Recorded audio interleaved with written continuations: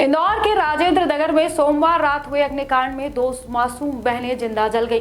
दोनों ही अपनी दादी के साथ सो रही थी। पिता उनको लेने गए तो उन्होंने साथ आने से मना कर दिया, जिसके बाद वो अपने 1.5 साल के बेटे को लेकर घर चला गया। बताया जा रहा है कि आग की शुरुआत बच्चियों की बुआ फूफा के झोपड़े से हुई थी। पुलिस ने दोनों को ही हिरासत में लेकर पूछताछ की तो अग्निकांड के पीछे की असली कहानी सामने आ गई, जहां प्रकाश नगर की रहने वाली मुस्कान और उसकी छोटी बहन नंदू सोमवार रात हुए हादसे में मौत के मुंह में समा गई। राजेंद्र नगर में हादसे के समय उनकी दादी कविता बाई भी झोपड़े में ही सो रही थी। आग लगने पर वह घबराकर बाहर निकल गई और इसी बीच आग ने विकराल रूप ले लिया और झोपड़े की जलती बल्ली और टीन की चादरें बच्चियों पर गिर गई, जिसमें दोनों ही मासूम बाहर नहीं निकल सकी। आसपास के लोगों के मुताबिक कविता बाई के झोपड़े से लगे हुए झोपड़े में उनकी बेटी बरखा और दामाद कमल रहता है। दोपहर से ही कमल नशे में बरखा से विवाद कर रहा था। इस मामले में मुस्कान और नंदू के पिता सोनू से भी उनकी कहासुनी हुई। सास कविता से भी कमला ने झगड़ा किया था। रात में वो भी नशे में ही था।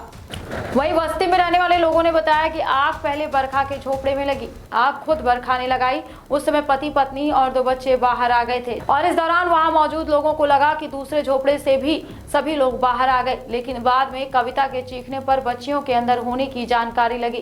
कुछ देर में बच्चियों की भी चीखने की आवाज आई, लेकिन आग की लपटों के बीच घुसने की हिम्मत किसी की नहीं हुई।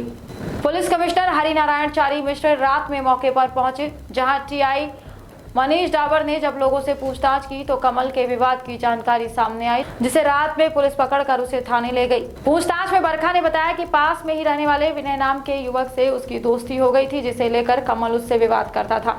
कमल ने दोनों को एक बार साथ में झोपड़े में ही देख लिया था। वहीं सोमवार को भी पति पत्नी के बीच सुबह से ही विवाद होने लगा, जिसके बाद बरखा ने देर रात अपने ही झोपड़े में आग लगा दी।